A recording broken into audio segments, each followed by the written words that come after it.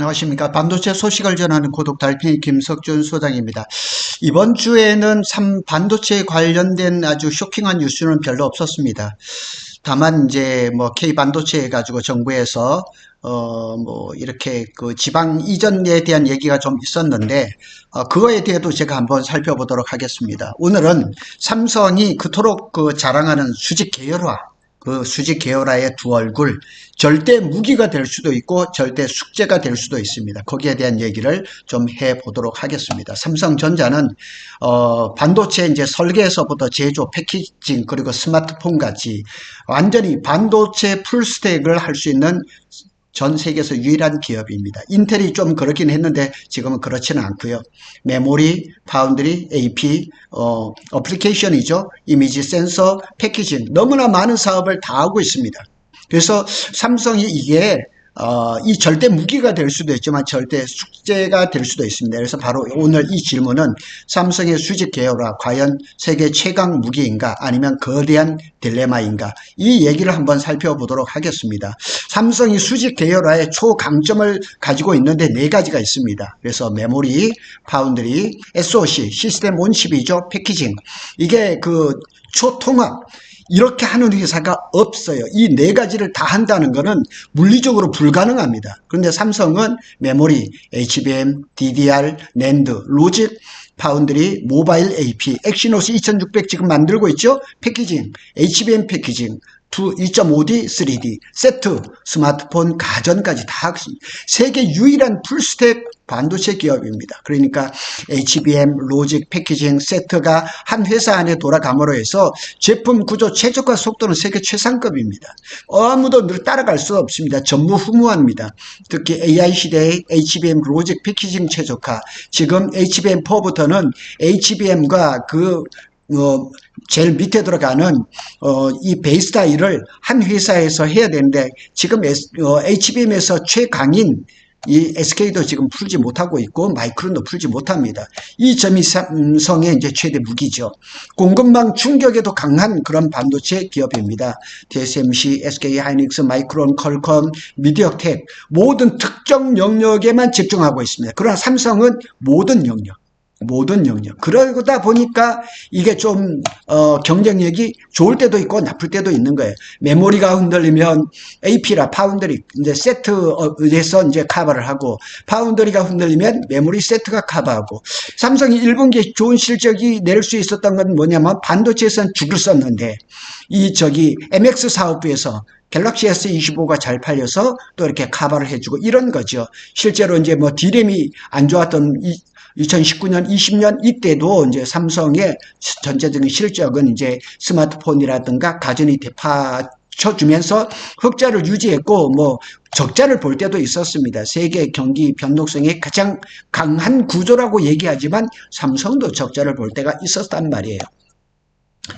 전략적인 자율성도 있죠. 고객과 이제 경쟁사의 눈치를 덜 보는 거죠. TSMC는 고객사 엔비디아, AMD, 애플의 요구를 수용해 주지만 삼성은 그럴 필요 없어요. 왜냐하면 삼성은 자사, 세트 사업이 최고의 강점을 가지고 있기 때문이고, 또 MX 사업부는 삼성이 만드는 뭐 DDR5라든가 LPDDR5X나 사주는 영원한 고객입니다. AP도 마찬가지입니다. 엑시노스 2500을 실패를 했지만 2600에서 잘하면 MX 사업부에서 다 사주거든요. AP 엑시노스를 이제 설계를 하고 자기 이제 그 자사 스마트폰 갤럭시에다 이제 즉시 투입하고, HBM4, MPU, 엑시노스, TPU 뭐 이런 것들 내부 프로그램이 다 일사천리 될 수가 있죠. GDDR, 엔비디아, AMD 수주와 동시에 모바일 게임 기기에도 뭐 닌텐도 이런 게 또 들어갈 수가 있고, 이 말은 장기적 R&D 투자에 흔들림이 없다는 얘기입니다. 그러니까 좋은 점을 얘기한다면 끝도 없어요. 메모리, 로직, 패키징, 궁극적인 AI 통합을 이룬 회사는 삼성밖에 없습니다. AI 시장은 결국 HBM, 로직, 가속기, 패키징 전면전입니다. 이 구조에서 삼성은 이론적으로 엔비디아급 원칩 AI 가속기를 만들 수 있는 유일한 기업입니다. HBM 자체 생산하죠. 로직, 파운드리 자체 설계 생산하죠. 패키징, iCube, H큐브, 완제품, 서버, 모바일, 전장까지 다 합니다. 그래서 삼성은 수직 계열화에 완성된 AI 플랫폼을 만들 수 있는 전 세계 유일한 기업이라는 거죠. 자, 챗 GPT를 이용해서 제가 만든 겁니다. 수직 계열화 이제 로직 설계를 하죠. 메모리 이제 또 메모리를 만들죠. 패키징을 하죠. 다 합니다. 다 할 수 있는 유일한 회사가 삼성이라는 얘기죠. 그러나 삼성의 이제 수직 계열화도 약점은 분명합니다. 모든 걸 다 하려고 하다 보니까 조직 에너지가 분산이 되는 것, 집중을 잘 못하는 그런 게 있는 거예요. TSMC는 파운드리 하나만 파고들고 있고, SK 하이닉스는 메모리만 파고들죠. SK 하이닉스가 이제 HBM4부터 베이스 타일을 해야 되는데, EUV도 한 20대, 내년에 뭐 40대 얘기를 하고, 하이엔A EUV 5천억이 넘는 것도 지금 양산용도 들여왔거든요. 파운드리를 할까?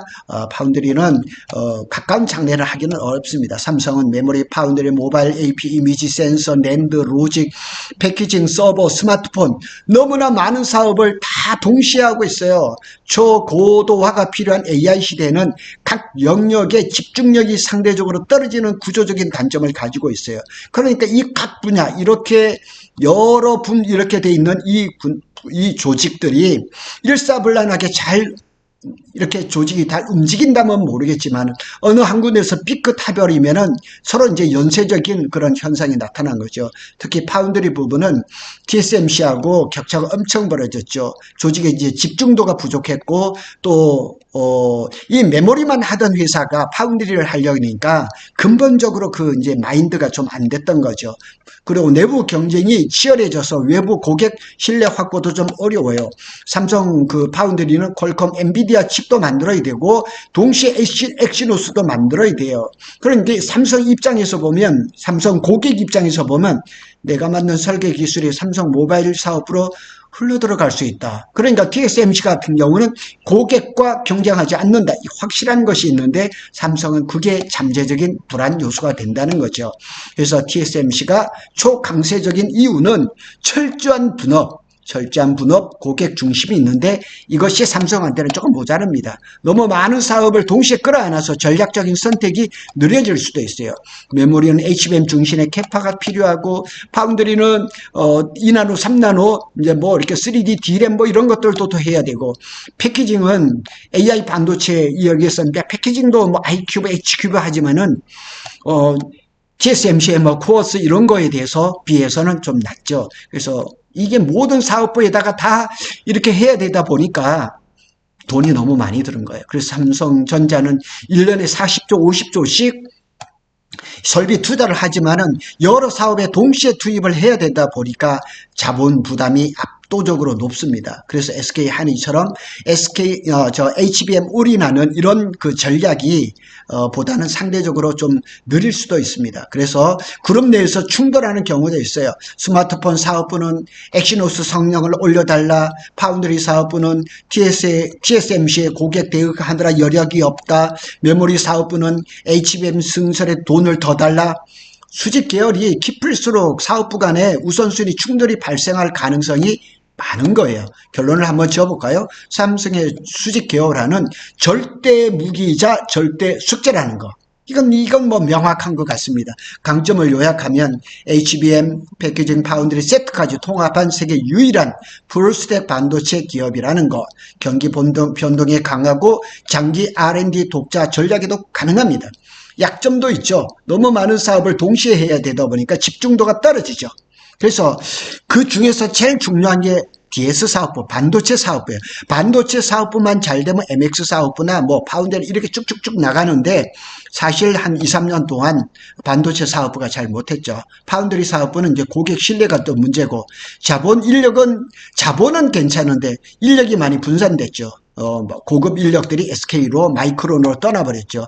전략적인 속도도 이제 저하되고, 그래서 마지막으로 정리를 해본다면 삼성의 수직 계열화는 AI 시대에 엄청난 잠재력을 가진 절대적인 강점이지만 동시에 조직 집중력이 희석시키는 구조적 딜레마를 안고 있다는 사실도 기억해야 됩니다.